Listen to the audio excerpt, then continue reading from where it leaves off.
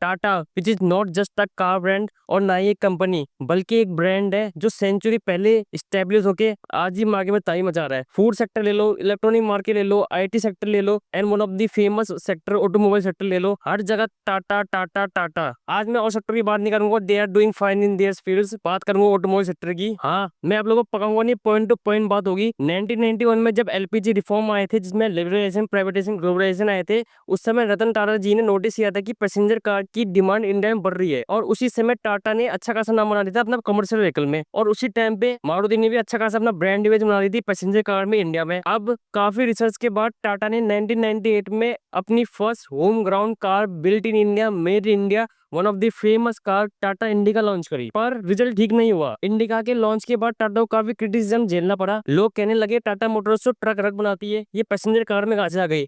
Media negative reviews देने लग गए इंडिका के बारे में कि बिल्ड क्वालिटी इशू है, इंजन इतना रिफाइंड नहीं है, फिट एंड फिनिश अच्छी नहीं है। ब्रांड परसेप्शन भी चेंज होने लगा, लोग मारुति को टाटा से कंपेयर करने लग गए थे, बोलने लगे मारुति बेस्ट है, जापानीज कार बेस्ट है, टाटा कुछ नहीं है इसके सामने। और उसी समय रतन टाटा जी ने एक कोट बोला, people laughed at me when I said I made a car for India, today they don't laugh anymore. मतलब कि लोग मेरे पे उस समय हंसने लगे जब मैंने बोला था कि मैं इंडिया के लिए कुछ कार बना रहा हूँ, पर आज उस हंसने के लायक नहीं रहे वो लोग। और इसी के बाद टाटा ने पीछे मुड़ के नहीं देखा। 2002 में टाटा सफारी, अभी भी नाम है उस गाड़ी का। 2003 में इंडिगो, इंडिका का सेडान वर्जन था। 2008 में world cheapest car Tata nano, लोगों ने उसको पसंद नहीं किया, कुछ भी किया, लोगों का परसेप्शन नहीं बैठ पाया, लोगों को गाड़ी पसंद नहीं आई और गाड़ी फेल हो गई। मांजा, आर्या, सुमो एंड जेस्ट, कई सारे कार्स हैं जिन गाड़ी के मैंने नाम लिया ना भी, मांजा, जेस्ट, ये सारे टाटा इंडिका के बड़े भाई बोलो, मतलब इनकी लेंथ और ब्रेड बढ़ा के लोग टाटा ने इंट्रोड्यूस करते गए, जनरेशन बढ़ाते गए। लेकिन समय के साथ साथ ये सारी चीजें धुंधलाने लगी। 2016 तक टाटा मोटर्स मार्केट से गायब होने लगी, और दिसंबर 2018 तक टाटा मोटर्स 27,000 करोड़ के लॉस में चली गई थी। जेएलआर, जिसमें जैगवार, लैंड रोवर, इनकी सेल्स चाइना में डिक्लाइन होने लगी।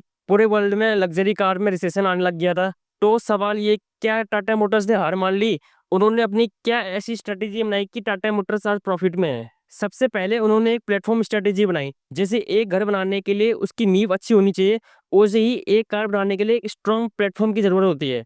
ये प्लेटफॉर्म कार के axle, suspension, steering column, engine mounting के पोजीशन को डिफाइन करता है। पहले हर कंपनी अपनी नई गाड़ियों के लिए नए नए प्लेटफॉर्म बनाती थी, जैसे इंडिका, सफारी, सुमो, जिसमें सफारी एसयूवी सेगमेंट के लिए, सुमो एमयूवी सेगमेंट के लिए, और इंडिका एचवी सेगमेंट के लिए। अब हर मॉडल के लिए टाटा मोटर्स को अलग अलग axle, suspension, steering columns, engine mounting purchase करना पड़ते थे, जिससे उनका कॉस्ट ऑफ मैन्युफैक्चरिंग ज्यादा आती थी। मान लो कि टाटा मोटर्स इंडिका के मैन्युफैक्चरिंग पार्ट्स का ऑर्डर देती है 10,000, पर मार्केट डिमांड के हिसाब से सिर्फ 8,000 पार्ट्स ही इस्तेमाल किए गए। अब 2,000 पार्ट्स का लॉस हो गया।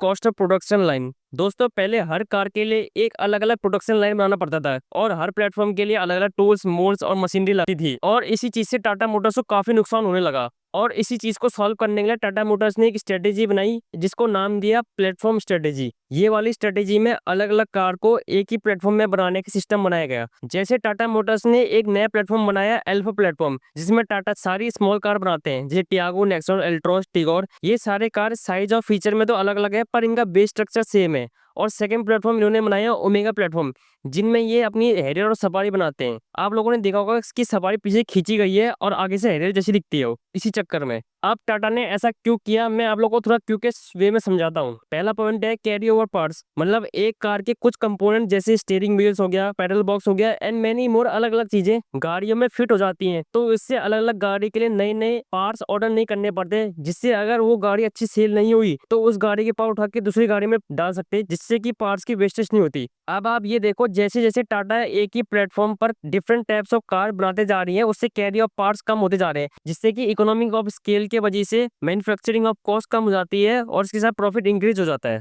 और इसी स्ट्रेटेजी की वजह से टाटा मोटर पिछले 10 साल में मारुति से आगे बढ़ा, और इनका ऑपरेटिंग प्रॉफिट डबल हो गया मारुति से। इन सब चीजों को जानने के बाद ये तो पता लग गया कि Tata Motors has came a long way, their automobile journey is just a roller coaster, और वो काफी अच्छा भी कर रहे हैं। पर 2025 के हिसाब से Tata Motors has incurred a huge breakout in sales, और ये सेल्स ईवी मार्केट में नहीं है, इनके डीजल और पेट्रोल सेगमेंट में ऑलमोस्ट 40% ब्रेकआउट है सेल्स में, इनके आइस इंजन में, जिसमें हैरियर, सफारी, डीजल, नेक्सॉन सब आती हैं। और इन सब चीजों का रीजन है टाटा खुद। अब मान लो एक आम आदमी जिसको कार्स की नॉलेज बिल्कुल भी नहीं है, और वो यूट्यूब में सर्च करेंगे टाटा की गाड़ियां कैसी है, और उनको यूट्यूब में क्या देखेगा, इनकी थर्ड क्लास सर्विस, जो मेजर इशू है। मतलब भाई पीक सिनेमा है, एक वीडियो नहीं है, हजारों वीडियो है कि इनकी सर्विस बेकार है, सर्विस बेकार है। शोरूम से तो बंदा एक ही बार गाड़ी लेता है, कस्टमर का जो व्यू पॉइंट होता है, जो कस्टमर दोबारा रिपीटेड कस्टमर बनता है, वो बनता है आफ्टर सेल के पैसे। और इनकी आफ्टर सेल इतनी गंदी है, इतनी गंदी, यूट्यूब में आप देख लो, हजारों वीडियो है कि ये है टाटा, ये है टाटा। कभी शोरूम से गाड़ी बाहर निकलती है, बंद पर जा रही है, इंजन लाइट आ रही है। तो ये बहुत दिक्कत है टाटा को, और ये टाटा अभी सफर करेगी मुझे लग रहा है। ईवी तो अच्छा कर रहे हैं, पर आइस इंजन में बहुत गंदा कर रहे हैं। इनकी सेल्स ब्रेकआउट हो गई है, हेयर सफारी तो बिल्कुल नीली हो रही है। इसके भाई महिंद्रा देखो, XUV 700 Scorpion top hit sales में आ रही है, और हेरियर सफारी महीने का 2-3 हज़ार यूनिट भी नहीं बेच पा रही है। जबकि पहले 2021-22 में अच्छी खासी सेल्स कर रहे थे ये। और किसी ने सही बोला है, नाम बनाने में सालों लग जाते हैं और नाम गंवाने में दिन नहीं लगता। अब ऐसा क्या होता है ना, आदमी के मन में बैठ जाता है भाई टाटा की गाड़ी ले, रिलायबल नहीं है, कम से कम मैं मारुति लेता हूँ, चाहे सेफ्टी ना मिले, रिलायबल तो मिलेगी, कहीं धोखा तो नहीं देगी।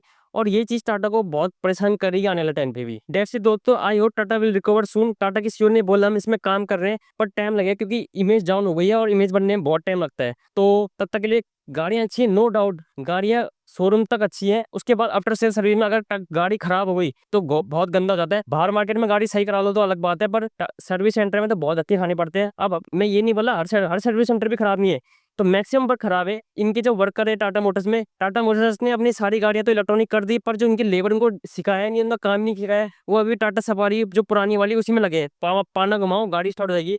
पर टाटा मोटर्स की जो नई सफारी में इलेक्ट्रॉनिक्स बहुत आ गए हैं, अब इनको इलेक्ट्रॉनिक्स का पता नहीं है, कहीं इंजन आ रहा है, समझ भी नहीं आता इनको गाड़ियाँ कैसे चल रही है। तो कहीं ना कहीं दिक्कत है, लोग काम कर रहे हैं। सबसे पहले तो इनको, अब जो इंप्लॉयज हैं इनके सर्विस सेंटर में, उनको सिखाना चाहिए कि हमें ऐसी गाड़ी तो इसे अपडेट करना है। इनको कोई पता नहीं है, होश नहीं है, वही पुरानी सफारी के चक्कर में लगे अभी भी वो। तो डेढ़ से दोस्तों, आप लोग बताना टाटा मोटर्स का क्या है, आपको गाड़ी पसंद है कि नहीं है। चैनल को सब्सक्राइब कर देना, बहुत मेहनत लगती है प्लीज।